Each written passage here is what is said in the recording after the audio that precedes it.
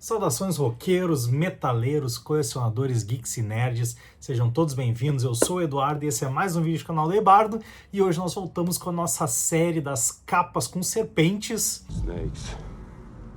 Why did it have to be snakes? O nosso Cover Critique, onde a gente aborda 12 álbuns que apresentam serpentes em suas capas para homenagear o ano chinês da serpente. E estamos chegando então na nossa 8ª edição para trazer aqui um álbum interessante, né? Obviamente filtrado pela capa, mas para falar um pouco sobre a banda, um pouco sobre o álbum e principalmente sobre as referências estéticas e gráficas que nós vamos ter na capa e apresentar um pouco do encarte, porque o Cover Critique é um quadro para a gente falar mais dessa parte artística e gráfica dos álbuns. As últimas edições a gente teve a participação de dois grandes amigos, o Fábio e a Dani. Hoje voltamos eu aqui para falar sobre um álbum super icônico do metal e quem sabe nos próximos a gente tem novamente um convidado. Vamos partir pro álbum então? Para a gente abordar o nosso 8º álbum com uma serpente na capa, eu trouxe uma das capas mais icônicas com serpente, talvez uma das mais reconhecíveis do metal atual, que é o Brotherhood of the Snake do Testament.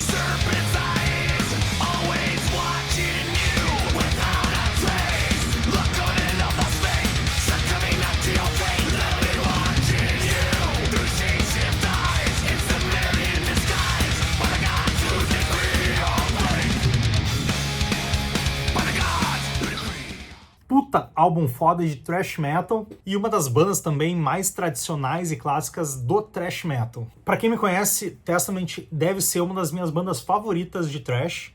Na minha opinião, me agrada mais do que os Big Four. Acho que eles deveriam estar no Big Four no lugar de algumas 2 ou 3 ali. Vamos falar então um pouco sobre a banda. Vou passar rapidamente pela banda. Não sou um grande especialista em Testament, mas conheço um pouco da história deles e o suficiente para a gente acender aqui o fogo de palha para que vocês que se interessam mais possam ir atrás aí para conhecer melhor essa banda. O Testament foi formado em 1983 em Berkeley, Califórnia, e foi uma daquelas bandas pioneiras do estilo do thrash metal da Bay Area, que engloba mais ou menos a Baía de São Francisco. Então, pega toda uma área litorânea dos Estados Unidos, onde foi um grande núcleo ali desse movimento do thrash metal, o som mais pesado. E nessa região, então, como eu falei, foi um antro ali, né, pro início do thrash metal, outras grandes bandas do estilo do thrash metal também foram fundadas, como Metallica, Megadeth e Exodus. Então tá aqui já 3 dos grandes nomes do thrash metal, todos oriundos do mesmo local. A banda foi formada pelos músicos o Eric Peterson, o guitarrista Derek Ramirez, o baterista Louis Clement, o vocalista Steve Zetro Souza, hoje no Exodus, e o baixista Greg Christian.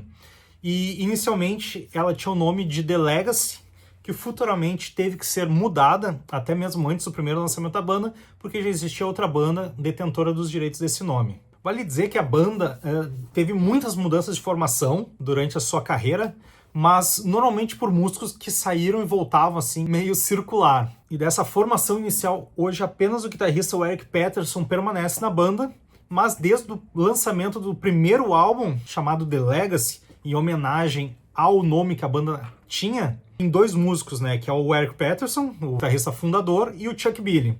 Os outros já mudaram, mas é interessante dizer que o Alex Skolnick, que é o guitarrista que entrou para a banda a partir do segundo álbum, saiu, voltou e hoje permanece na banda. E a formação, então, que segue na banda hoje são, de novo, o Chuck Billy nos vocais, o Eric Peterson nas guitarras, o Alex Skolnick nas guitarras, o grande Steve George nos baixos e o baterista Gene Hoglan, que é um baterista formidável.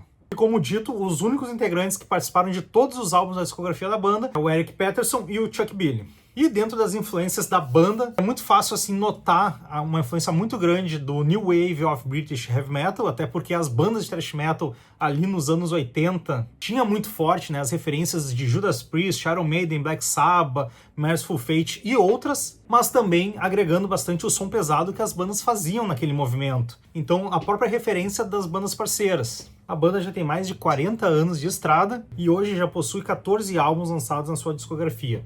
São eles The Legacy, de 1987, The New Order, de 88, Practice What You Preach, de 89, Souls of Black, de 90, The Ritual, de 92, Low, de 94, Demonic, de 97, The Gathering, de 99, First Strike Still Deadly, de 2001, The Formation of the Nation, de 2008, Dark Roots of Earth, de 2012, Brotherhood of the Snake, de 2016, Titans of Creation, de 2020, e o Parabellum, recém-lançado em 2025. Como eu falei, Testament é uma banda que eu gosto bastante, a sonoridade deles já mudou um pouco também. Eles começaram com aquele som bem trash americano dos anos 80, formado ali na Bay Area. Tiveram ali no seu início também muita influência do death metal. E depois, até com as saídas e entradas de músicos, foram mudando um pouco o som. Eu considero hoje que eles estão na melhor fase criativa, instrumental deles. É um som que aborda bastante o thrash metal, mas traz melodias e traz ritmos e experiências diferenciadas. E por isso, pra mim, é uma banda que se destaca bastante dentro, né, desse grande universo do thrash metal. O álbum The Brotherhood of the Snake foi lançado em outubro de 2016 e é o antepenúltimo álbum da banda, sendo o 12º álbum da banda ali na sua linha cronológica. Ele veio depois do Dark Roots of Earth. Pra mim e pra muitos fãs é o melhor álbum da banda. E o Brotherhood of the Snake, ele é considerado pelo Eric Peterson como o Reign of Blood deles.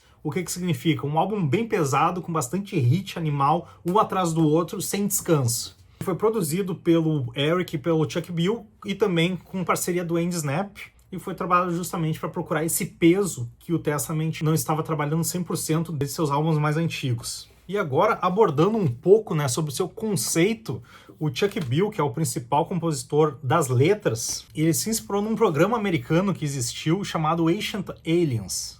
Não é um programa muito conhecido aqui no Brasil. Ele foi pro ar em 2010 lá nos canais americanos. Ele explora hipóteses pseudocientíficas, baseado também na fábula, no conto dos astronautas antigos, os Ancient Astronauts. E o que significa? Vamos por partes então. O Ancient Astronauts, ele é um conjunto de crenças de que uma força extraterrestre muito inteligente, muito antiga, se aproximou e influenciou toda a história da nossa civilização ao longo de eras, desde as épocas pré-históricas.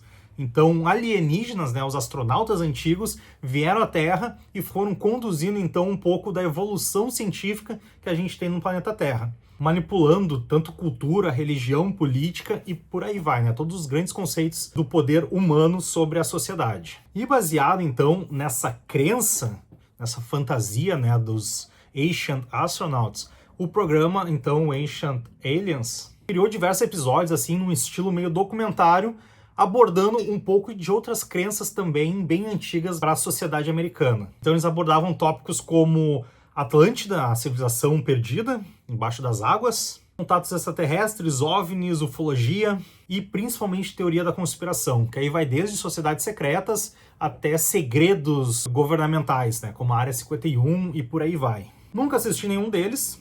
Acredito que possa ter influenciado bastante episódios do Arquivo X, mas ainda é um tema que os americanos têm bastante forte, essa questão, né, do extraterrestre e da ufologia. Eu acho que aqui no Brasil a gente não é muito apegado a isso. Tirando o Chupacabra, acho que a gente não teve nenhuma intervenção que pudesse nos fazer pensar sobre os extraterrestres. Ah, e o ET Bilu. Você conhece mesmo? Então, as letras que nós vamos encontrar em Brotherhood of the Snake são diversas teorias da conspiração relacionadas a diversos temas dentro, né, dessa crença que existe dos astronautas antigos. Então ele é mais ou menos um álbum conceitual, que ele vai ter uma experiência completa ao longo de todas as músicas, mas são músicas meio apartadas que uma não se reflete 100% na próxima. Vão ser diversas historinhas, boatos, conspirações ao longo de todas as faixas, sendo a primeira, né, uma das principais, que é a Brotherhood of the Snake, que se trata de uma sociedade secreta moldada por um alien, por um rei alien, o tal do Anu, que teria criado a humanidade como escravos para extrair minérios da Terra. Como eu falei, ao longo das faixas existe, né, um pouco dessa corrente entre algumas teorias, e eu tenho aqui rapidamente o que cada faixa aborda, tendo algumas mais específicas e outras mais abrangentes.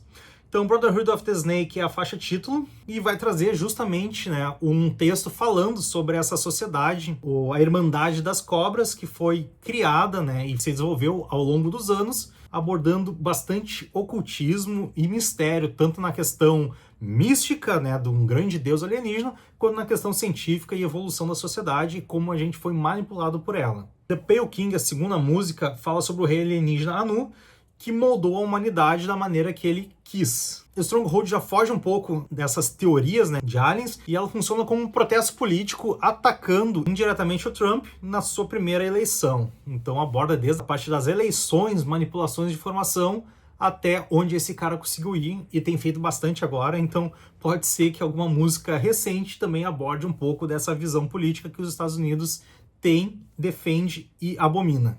A música Seven Seals, ela é inspirada no Sétimo Selo e aborda um pouco também sobre morte, sobre o apocalipse. Born in a Root é uma música mais introspectiva, que fala muito sobre aceitar as dificuldades que se está vivendo quando a gente nasce em um ambiente ruim, aquela apatia de tu simplesmente existir numa situação negativa.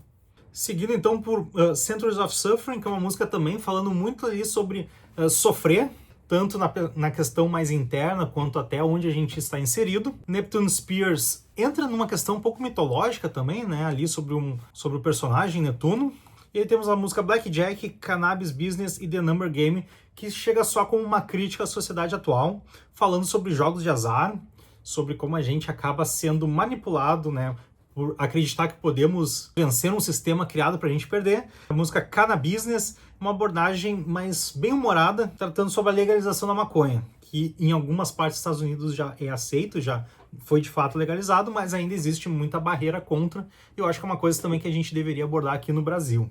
Como eu comentei, a formação desse álbum traz Chuck Bill nos vocais, o Eric Peterson na guitarra, Alex Stonick nas guitarras também, Steve George no baixo e Gene Hoglan na bateria. Eu acho que é uma das formações mais fortes que a banda já teve até o momento, e desde esse álbum se mantém bem forte.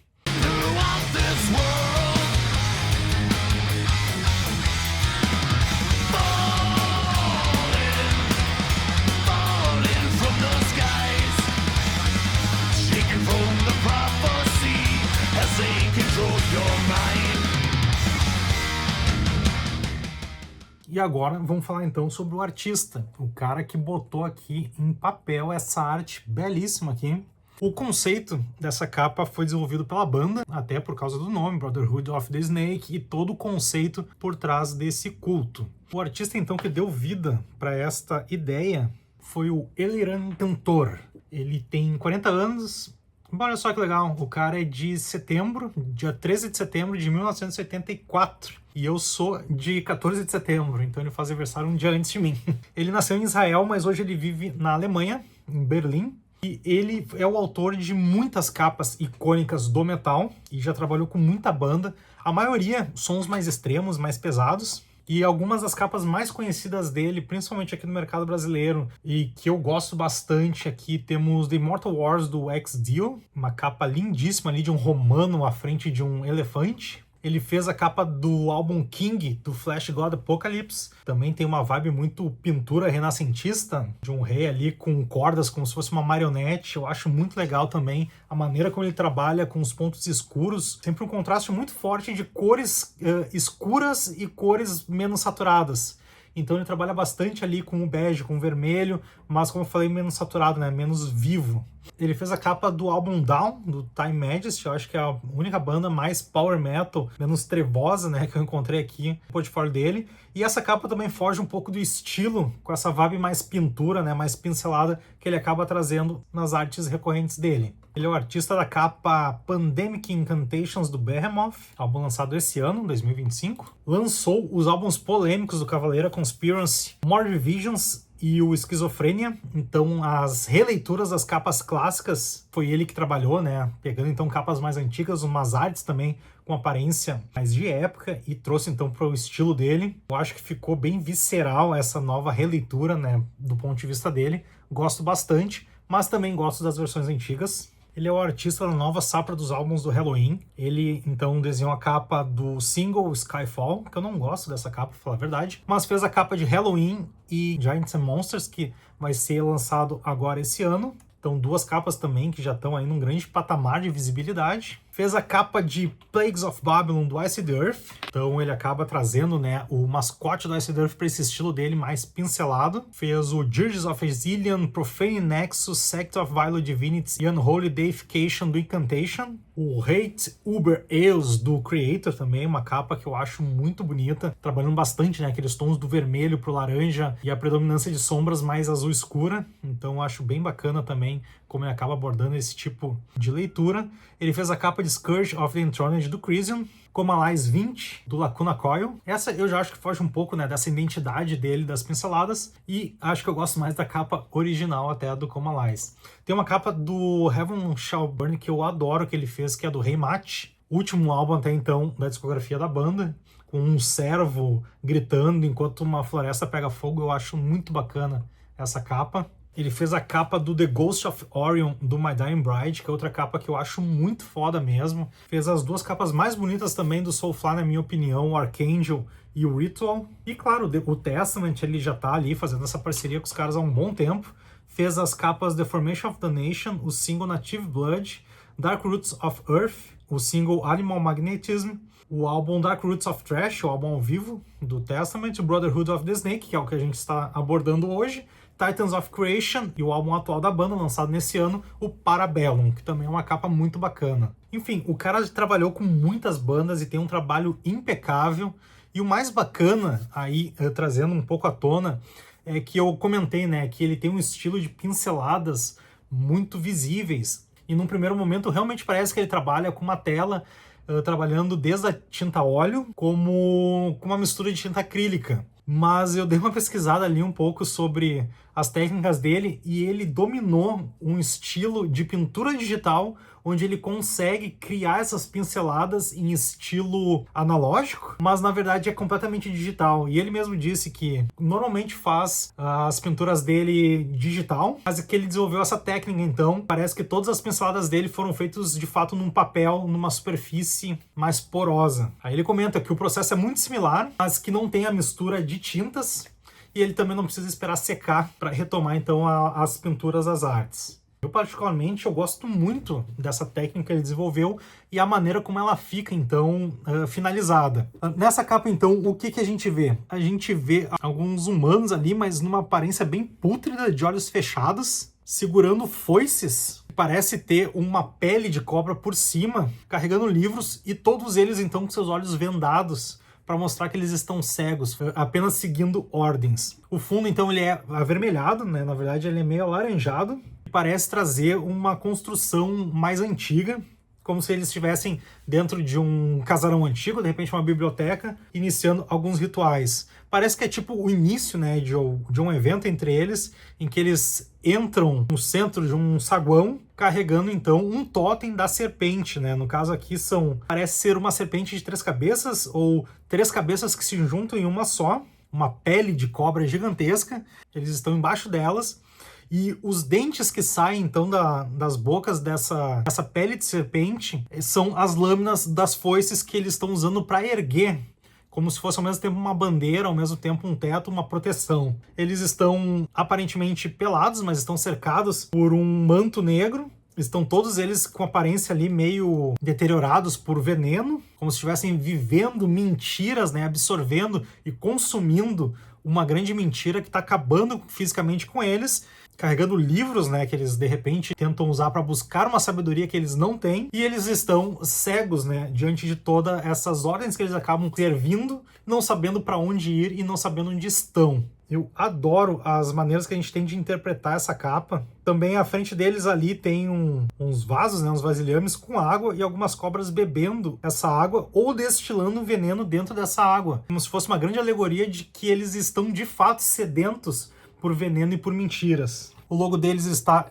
com uma cor cinza, né, meio de pedra. Temos um triângulo saindo aqui do logo. E a fonte utilizada é uma fonte gótica bem fina, que eu acho que combina bastante com todo esse contexto aqui que a gente está vendo nesta capa. O contraste também do laranja com o preto é muito forte e destaca bastante as 3 cobras, né, que a gente tem não na parte superior da capa, mas na metade de cima, né, já que essa metade de cima é dividida tanto com o logo quanto com as serpentes, dando ali o primeiro ponto focal, chamando, né, toda a atenção para a capa, e depois a gente começa então, seguindo os cabos das foices, a entender e interpretar outras formas que nos mostram esses seres humanos vivendo essa grande mentira que está destruindo e corroendo eles. O encarte ele foi feito pelo Marcelo Vasco, conhecido como Mantos, um músico carioca bem conhecido, né, com ótimos trabalhos. Ele está à frente de diversas bandas e projetos do metal extremo nacional. como a Darkest Hate Warfront, Munic Harvest, Hatred Sculpted Souls, Le Chant Noir, Mysteries e provavelmente as mais conhecidas então, a banda Pátria, que ele é o principal instrumentista da banda, tocando todos os instrumentos, guitarras, baixos e bateria. E ele também é o guitarrista desde 2022 da banda The Troops of Doom. Participou então nos álbuns O Antichrist Reborn e A Mass to the Grotesque, além de outras bandas também. E o trabalho que ele fez no encarte desse Brotherhood of the Snake é foda demais. Ele trabalha bastante, né, o equilíbrio das letras, uma música por página, sempre com uma arte bonita de fundo e com uma arte também do mesmo estilo do background, só que estilizando cada músico da banda, trazendo também algumas iconografias junto com o nome. Então nós vamos ter aqui Brotherhood of the Snake, fonte legível, a gente nota o peso no título, informações adicionais aqui da música e a letra, também bem legível, já que o fundo, né, é escuro, tem contraste, e ele trabalhou com o branco. Na verdade não chega a ser um branco, mas é um amarronzado bem claro. Aqui então a arte do Chuck Bill, com o seu ícone aqui. The Pale King, também com uma arte muito bonita de fundo. E o Eric Peterson. Aqui já parece mais uma montagem, né, do cara tocando guitarra com algumas ilustrações. Eu gostaria que fosse todos eles mais nessa vibe aqui, mais como se fosse um totem mesmo de cada integrante. Aqui ele deixa muito na cara que é uma montagem, né, uma foto dos caras tocando. Mesma coisa acontece com o Alex. Aqui tem até menos tratamento. A música Stronghold. Aí temos Seven Seals e o Steve Giorgio. Aqui com umas espadas celtas. Born in a Root. Aqui com um trabalho diferenciado também com as imagens de fundo, né? Já que aqui tem um peso maior para as ilustrações, mais dividido também com a letra. E o Gene Hoglan aqui na bateria, mais uma foto trabalhada. Aí começa as músicas então, Centuries of Suffering e Blackjack. Sempre temas, né, relacionados à música aqui no fundo. Uma explosão aqui uma coisa mais de mesa de jogos. O Neptune Spear, né, a figura do Poseidon, ou Netuno para os romanos. O Cana Business, música aqui a favor da liberação da maconha. O The Number Game, jogos de azar. E aqui então algumas informações aqui de produção da banda. Gravado onde, cover, booklet e por aí vai. E aqui os agradecimentos. Finaliza com mais uma arte aqui no mesmo estilo. A capa aberta então. Aqui é um zoom dessa parte das serpentes destilando seu veneno na água. Eu curto bastante o trabalho gráfico desse CD. Eu acho que esse estilo de arte meio tipográfico, em poucas cores, mas com contraste, acaba agregando bastante ao estilo visual e gráfico que eles quiseram abordar aqui. Essa coisa do ocultismo, do misterioso. Acho que funcionou muito bem. Acho que essa capa traz também um pouco dessa essência do oculto, do trevoso, do misterioso e até do culto, né? Com certeza os artistas envolvidos foram muito felizes nesse trabalho.